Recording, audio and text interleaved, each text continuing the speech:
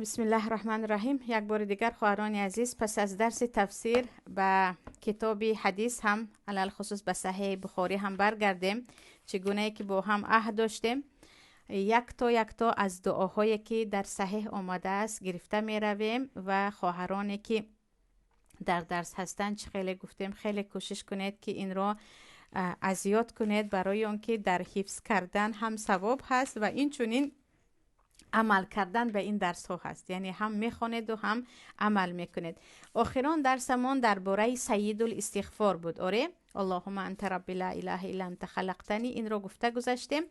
باز امروز هم کمی درباره استغفار و بعد از این دعایی که پیامبر صلی الله علیه و سلم میگویند اگر پیش از خواب آن رو گفته خواب رفتی، یک نصفه شب بیدار شدی و دعا کردی، دعایت انشاءالله اجابت است و آن دعا میگذاریم. درباره استغفار پیامبر خواهران عزیز، حدیث از ابو هریره است که پیامبر میگویند والله انی لاستغفر الله و اتوب الیه فی یوم اکثر من 70 مره. قسم به الله، من در یک روز زیاده از 70 بار استغفر الله و اتوب الیه میگویم. یعنی پروردگارا، من به تو از گناه هم توبه کردم، پروردگارا گناههای مرا ببخش و بپوشان. یعنی من زیاده از 70 بار، اگرچه پیامبر معصوم هستند، مبشر به جنت هستند، ولی باز هم میگویند بدانید که من با این پیامبریم زیاده از 70 بار استغفر الله و اتوب الیه میگویم. در حدیث نسائی آمده است که پیامبر بعد از اینکه با صحابه ها صحبت میکردن تقریبا 100 بار استغفر الله الذی لا اله الا هو الحی القیوم و اتوب الیه میگفتند. استغفر الله الذی لا اله الا هو لا اله الا هو الحی القیوم و اتوب الیه، یعنی تا 100 بار میگفتن. از این میبراید که خودی استغفر الله یا که استغفر الله و اتوب الیه گفتن در یک روز 70 بار یا 100 بار در بعضی از روایت ها آمده است که نفس شما را آرام میکند، یعنی قلب شما را آرام میکند. آن روزه گناه که قلب انسان را چگونه که در حدیث آمده است میغراشد، قلب انسان را ناآرام میکند. وقتی شما در یک روز اما هم با زبان و هم با قلب استغفر الله و اتوب الیه و یا اینکه استغفر الله الذی لا اله الا هو الحی القیوم و اتوب الیه گفتید، این چی است؟ این هم سنت پیامبر است و ان شاء الله هم سبب بخشیده شدن گناه ها می باشد. و اینجا اگر گفتیم که پیامبر صلی الله علیه و سلم به گناه کبیره دست نمی زدند و پیامبران از این معصوم هستند، ولی چرا پیامبر استغفر الله و اتوب الیه میگفتند؟ یکم سببش این است که هر کاری که ثواب است پیامبران اولین کسی هستند که آن را انجام میدهند. یعنی الگوی ما در تمام عملهای صالح پیامبران هستند. پیامبرها از این که الله را از ما زیادتر میشناسند، ایمانشان هم قوی تر است، عملهایشان هم زیاد است اگرچه معصوم باشند. دوم، همچون راهنمایی برای امت که ما از پیامبر عبرت بگیریم. و سوم، این اخلاق و آداب پیامبر بود که در برابر پروردگارشان اگرچه معصوم از گناه کبیره باشند هم باز استغفار میکردند. اینجا دعای دیگر هست در حدیث باب ادعیه خواهران عزیز. از برا ابن عازب روایت است که برا ابن عازب صحابی جلیل رضی الله عنه میگویند به من پیامبر گفتند اذا اتیت مضجعک فتوضا وضوءک للصلاة. برا، وقتی تو به جایگاه خوابت آمدی، یعنی یا که خواب رفتنی شدی، چگونه که به یک نماز طهارت میکنی همون گونه طهارت کن. ثم اضطجع على شقیک الایمن و قل، سپس به طرف راستت گرد، یعنی به طرف راست خواب کن و این را بگو اللهم اسلمت وجهی الیک و فوضت امری الیک و الجأت ظهری الیک رغبتا و رهبتا الیک لا ملجأ و لا منجا منک الا الیک آمنت بکتابک الذی انزلته و بنبیک الذی ارسلته. در دوامش گفتن فإن مت علی الفطرة و اگر بمیری بعد از همین دعا رو خوندن تو در اسلام میمیری، یعنی در توحید میمیری. فجعلهن آخر ما تقول، یا آخر ما تقول، ببخشید. و گفتن همین دعا رو آخرین دعای تو باشد که میگویی.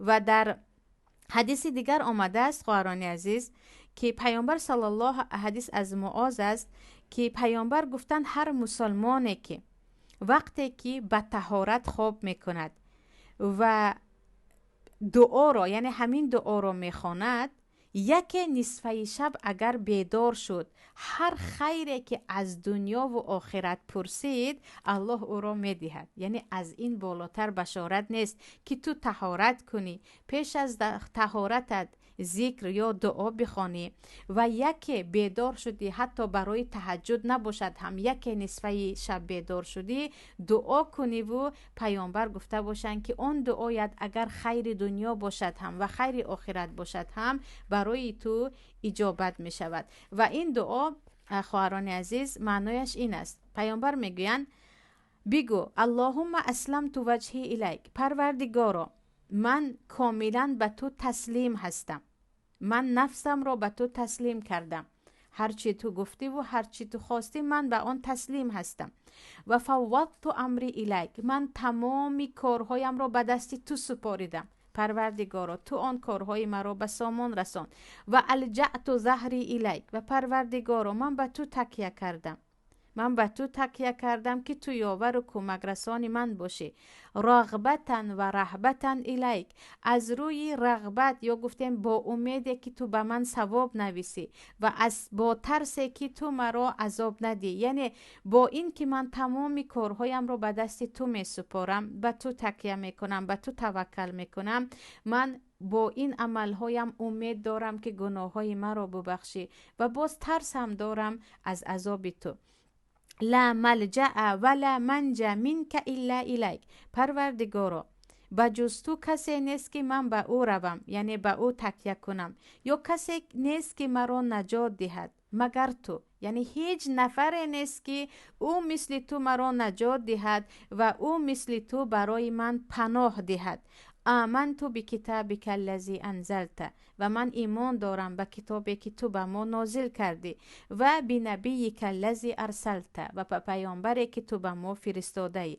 و چی گفتن پیامبر؟ یکی اگر آن شب مردی بدان که تو در فطرت اسلام مردی. و چه خیلی در حدیث دیگر گفتیم که در ابو داود نسائی آمده است، پیامبر گفتن اگر شما طهارت کردید و با ذکر خواب کردید و نصفه شب یکی بیدار شدید، حتی نماز تهجد نخوانید هم شما دعا کردید، الله اجابت میکند. این فرصت است خواهران عزیز که شما پیش از خوابتان این تلفن ها رو یک طرف گذارید، تماشا کردن این و اون بلاگ رو صورت و نمیدونم چیزی دیگر رو بمانید، این دعا رو از یاد کنید، یا حتی چه خیلی گفتم نوشته چی خوب می شود در نزد بالشتکتان باشد تا اینکه تا از یاد شدن بخوانید و یکی بیدار شدید از به جای فکرها هر طرف رفتن به یادتان زند که پیامبر گفتن دعا کردید دعا اجابت است، حتما دعا کنید. اینجا بعضی خواهرها میپرسن که یکی ما طهارت کردیم، دعا رو خواندیم و خواب کردیم، نصفه شب برای شیر دادن کودک بیدار شدیم یا چیزی دیگر بیدار شدیم، چی؟ نه، همون اول شب است. اول شب طهارتی کردهتون و دعای خواندهتون کفایه هست. و ان شاء الله پیامبر صلی الله علیه و سلم چه خیلی گفتن این دعا هم از روی معناش دیدید کاملا خود را به دست الله سپاریدن هست، هم از جهت دیگر یکی از راه‌های اجابت دعا هست. اینجا یکی از سوال‌های خیلی زیاد می آمده به خود بنده و دیگر برادرانی دعوتگر این است که من خوابهای بد میبینم، من میترسم. سبب خوابهای بد ما از این است که ما فراموش میکنیم با طهارت خواب رفتن رو، فراموش میکنیم خود را به دست الله سپاریدن رو. خواهرانی که میگوید من شبها در خوابم میترسم، همین دعا رو بخونید که آنجا کلا خود را به دست الله میسپارید که من خودم را به دست تو سپاریدم، کارهایم را، امورم را، زندگیم را به تو سپاریدم و جز تو پناه دهنده نیست. یقین بدانید که چی چیزی در خوابتان به شما ضرر کرده نمیتواند. و انشالله امید دارم که خواهران عزیز علل خصوص شاگردانی که پای در پای با بنده هستید دعا رو حفظ نکرده نمیمونید. و خود بندم حفظ بودم و الان دیدم که بعضی جایهاش رو فراموش کردم. انشالله من هم شما هم پروردگار از جمله عمل کننده ها باشه. این بود درس حدیثمون یا دعایی که از صحیح بخاری گرفتیم و انشالله درس دیگر باز دوام میدهیم.